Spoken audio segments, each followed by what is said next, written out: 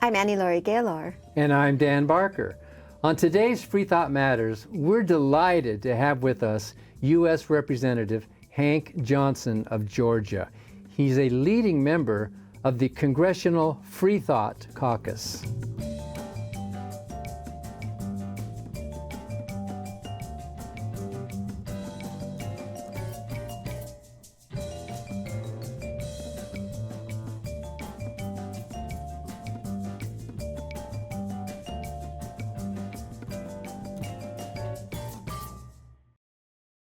The Freedom from Religion Foundation, which produces Free Thought Matters, is the nation's largest association of free thinkers. That's atheists, agnostics, and other non-believers.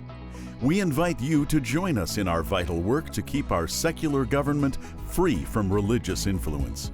Become a member at ffrf.org or ask for a complimentary copy of our newspaper, Free Thought Today. Freedom depends on free thinkers. Watch prior episodes of Free Thought Matters on FFRF's YouTube channel.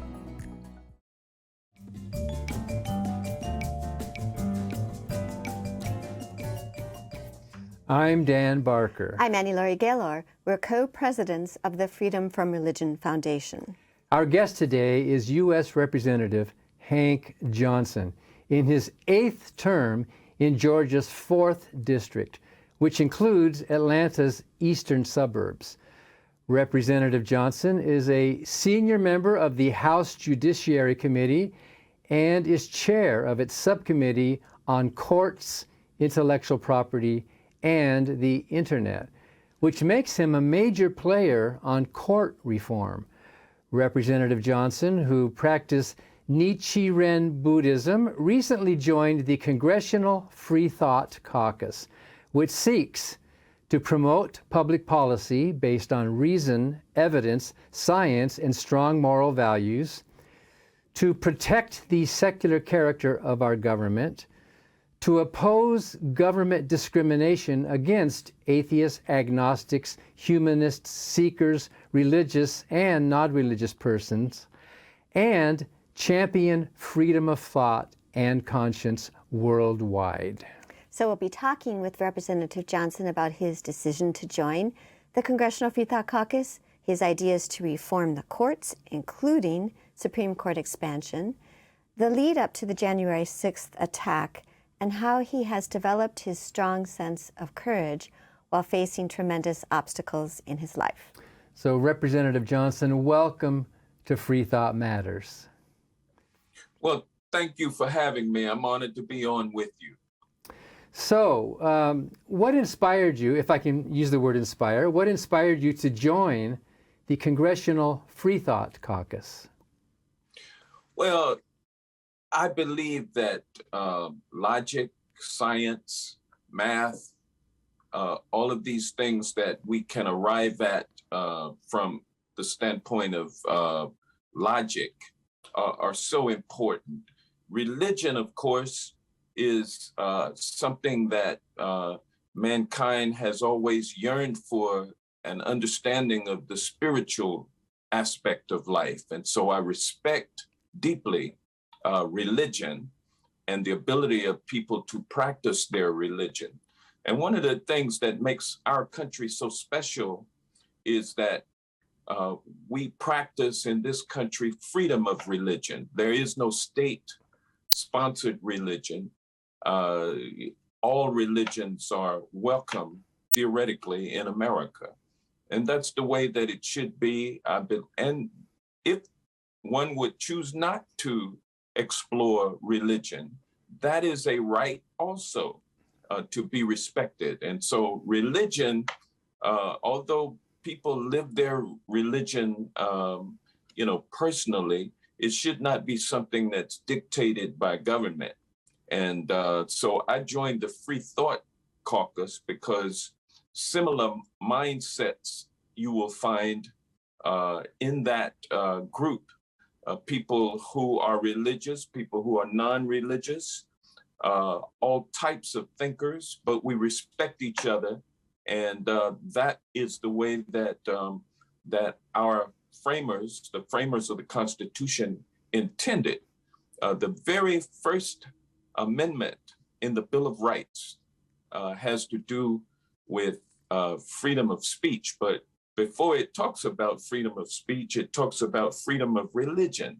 There shall be no establishment of a religion in America or a denial of the free exercise of any religion that one might hold. And so this is an important tenet of our democracy, and the Freethought Caucus upholds that ideal. And so that's why I joined. Can I say amen to that?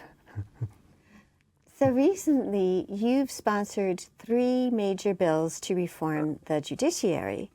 And one of them is called the Judiciary Act of 2021 that seeks to expand the Supreme Court. And of course, that expansion is one of FFRF's key pieces of legislation. And expanding the Supreme Court, though, is considered to be extremely controversial by some. And I wondered what made you decide that you need to act now on this issue? Well, our Supreme Court has been captured by corporate interests, and it has been captured by political interests. Basically, the Federalist Society is a right-wing organization that engages in politics, and its sole purpose is to nominate and confirm judges to the federal court bench who believe in their free market principles. And I don't think that trickle-down economics works. It doesn't work for all people. It works for the top 1%.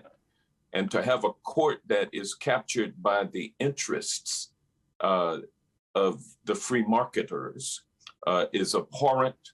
And it's something that we need to acknowledge. And then we need to take action to overcome that influence. And the best way to do that is to expand the court.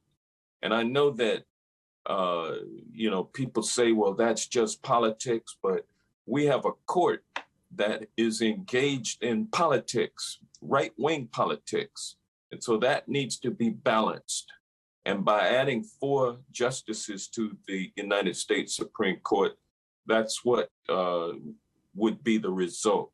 It's unfortunate that Republicans over the past few decades have packed the federal courts, including the Supreme Court, with right-wing ideologues. And we're now at the point where the court is brazenly about to take away a fundamental right that women have enjoyed for 50 years, and that is autonomy over their body when it comes to whether or not they choose to carry a fetus to viability.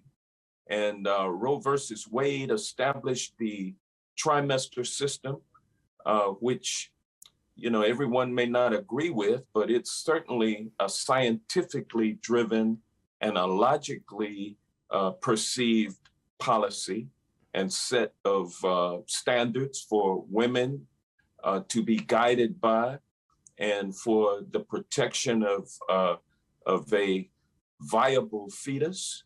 The trimester system works, and it protects women's rights while protecting the unborn child that develops from a fetus into a viable living being. And we have a U.S. Supreme Court that's going to take away that right, brazenly do so. What other rights will they take away? What other civil rights that we enjoy will the U.S. Supreme Court take away, having been captured by these right-wing America First, make America great again interests that is based on racism? What other rights will they take away? So the Judiciary Act of 2021, which would create 4 additional seats on the U.S. Supreme Court, would balance this ideological bent of the Supreme Court now in a way that is more balanced. Well, I think you're absolutely right that all individual and civil rights are in jeopardy right now. And Representative Johnson, what's been the biggest challenge to get colleagues to support this bill? Well, yeah, I'm surprised at the level of support that the bill has garnered. As of last week, we had 40 co-sponsors.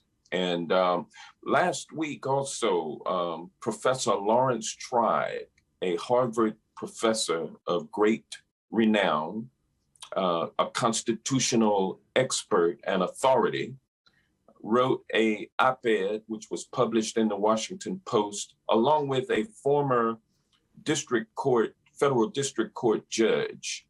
Both signed their name to an opinion that advocated for passage of the Judiciary Act of 2021.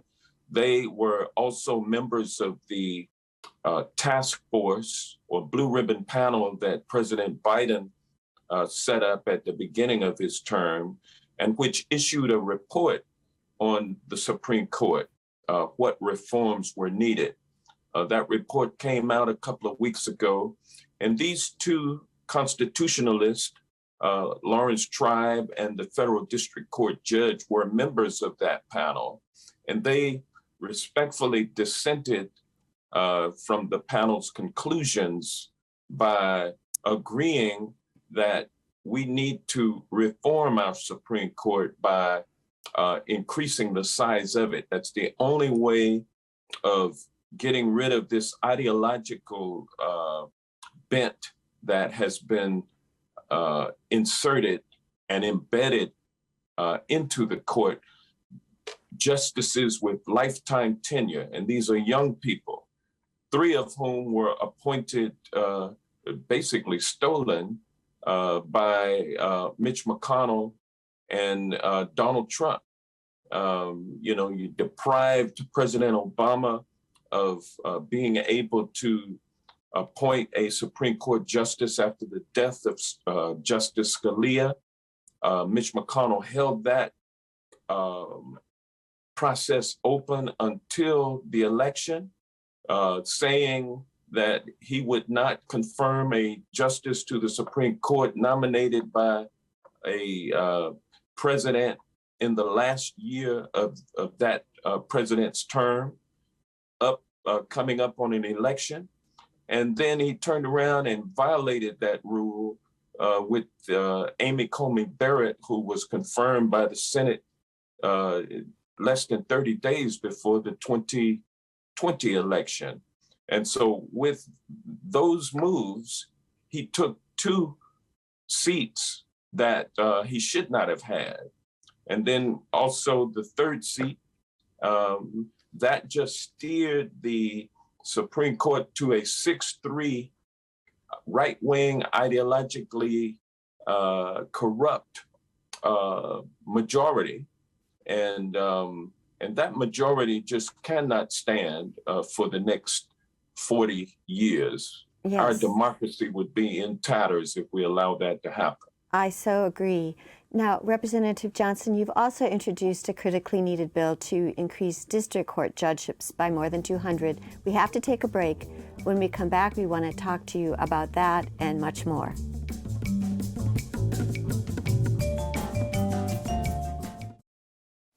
Hi, I'm Ron Reagan, an unabashed atheist. When I first recorded that commercial back in 2014, being openly atheist in America was still fairly uncommon. Today, the fastest growing religious group in the country is the non-religious, especially among the young. That progress is heartening, but the religious pushback is fierce and the forces of Christian nationalism are well organized. Our progress won't continue unless we work together so that reason and our secular constitution will prevail. That's why I'm asking you to join the Freedom from Religion Foundation, the nation's largest and most effective association of atheists and agnostics working to keep state and church separate, just like our founders intended. Please join the Freedom from Religion Foundation today. Ron Reagan, lifelong atheist, not afraid of burning in hell.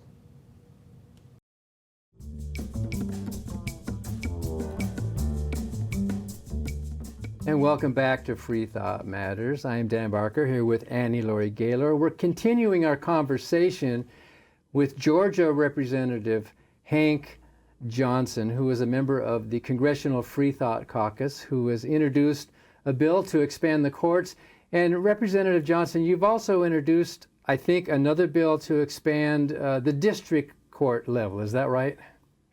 Yes, the District Court Judgeships Act of 2021 would authorize the establishment of 203 additional district court judgeships. Those are the trial court judges on the federal level.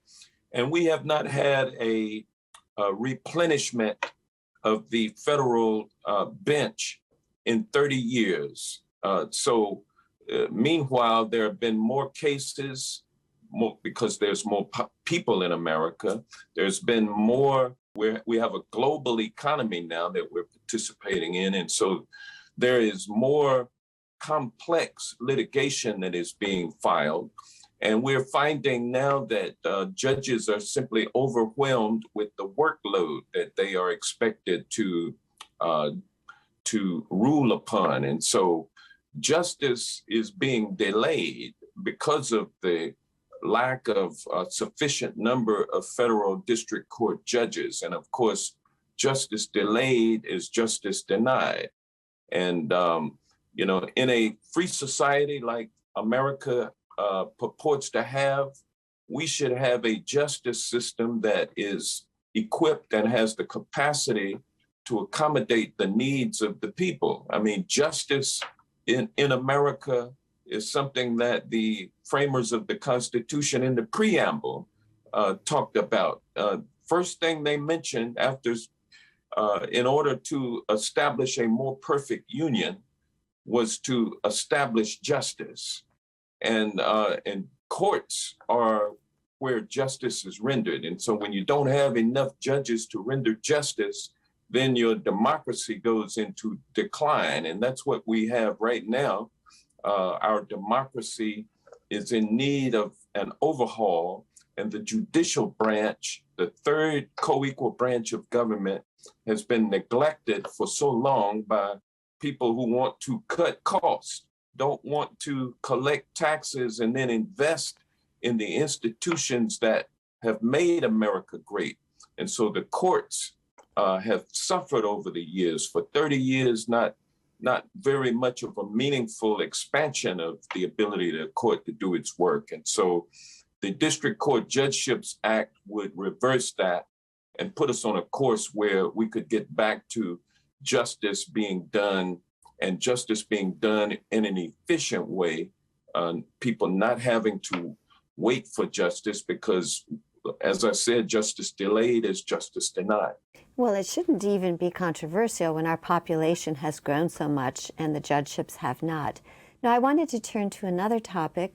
During President Obama's State of the Union speech so many years ago, when Congressman Joe Wilson from South Carolina screamed at him, "You lie," you commented that Wilson's outburst could lead to a resurgence of the Ku Klux Klan.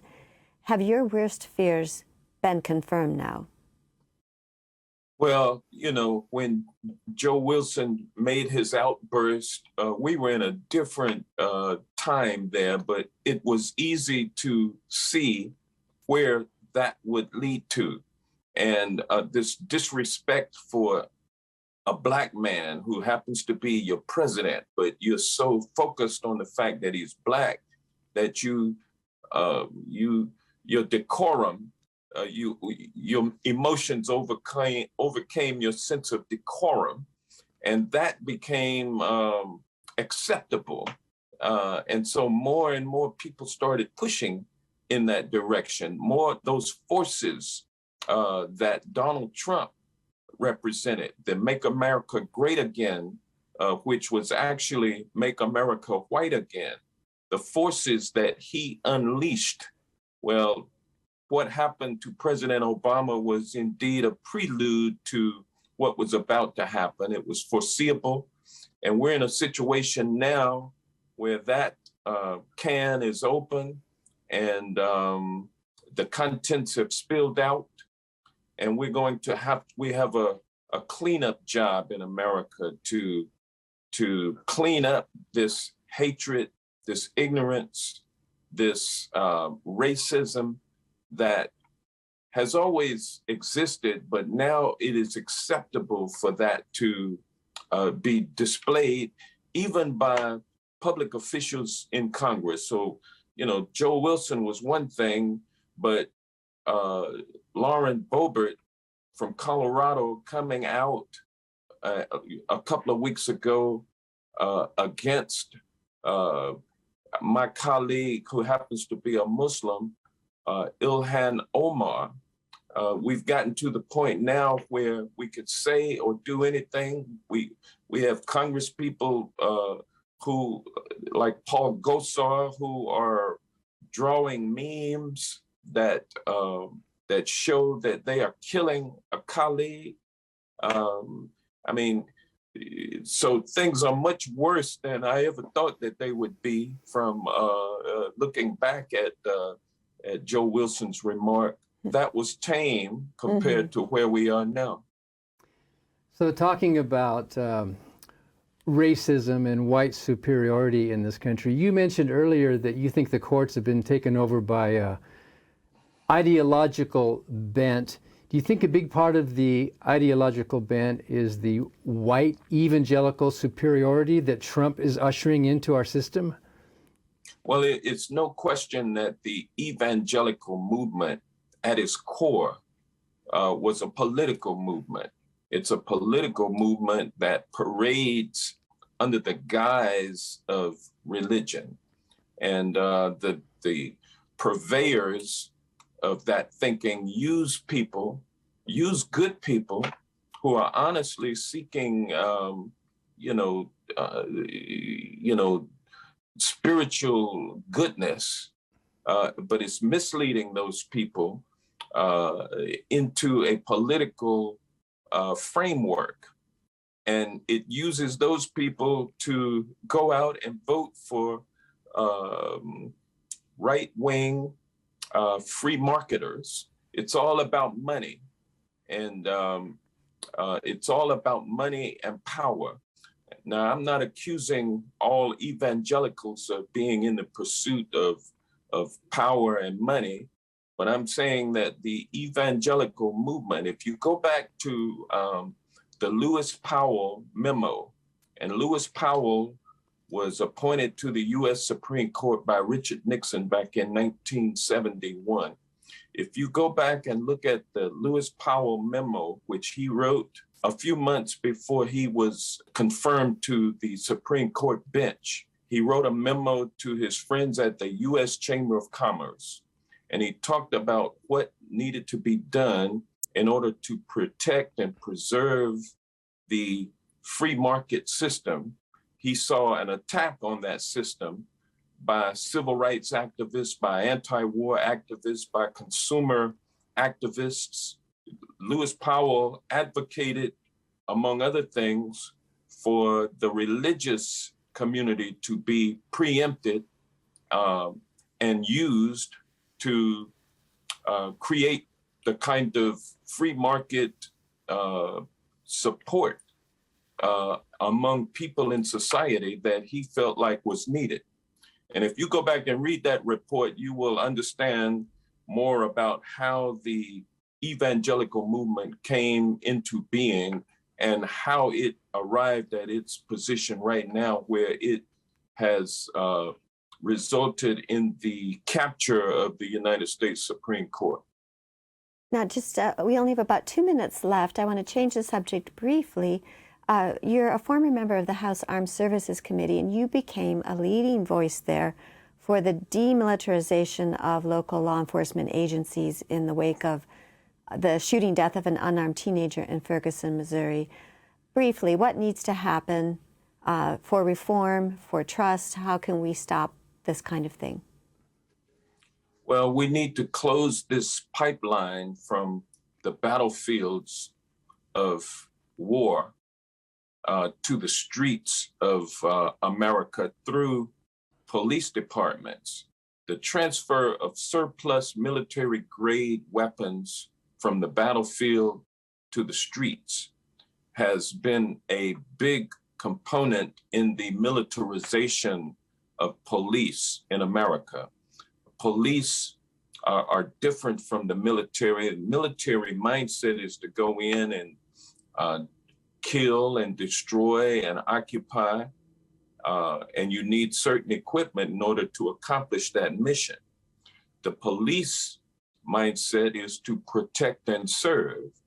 And to protect and serve does not mean you need mine-resistant vehicles, armored vehicles patrolling your streets, protecting police officers from the citizens. We're not a enemy on the street. We are the people who deserve protection and service by our police departments. And so we have to get away from militarizing our police. And one of the ways that they have been militarized is with the ability to simply order whatever surplus equipment, military grade weaponry that the Department of Defense is offering, and a police department can simply order that equipment, receive it, and then the law, which is called the 1033 program, requires that the law enforcement agency place that equipment into use within a year after they receive it. And so that's like a requirement that you actually use the equipment. That's how many departments have read that requirement. And so we've had misuse. Great needed reform. I'm so sorry because we're out of time, but we want to thank you, Representative Johnson, so much for what you do to serve and protect civil liberties, the American people, the First Amendment, and for your true religious liberty advocacy. So thank you again. Well, thank you so much for having me. And thank you for watching Free Thought Matters. Because free thought matters.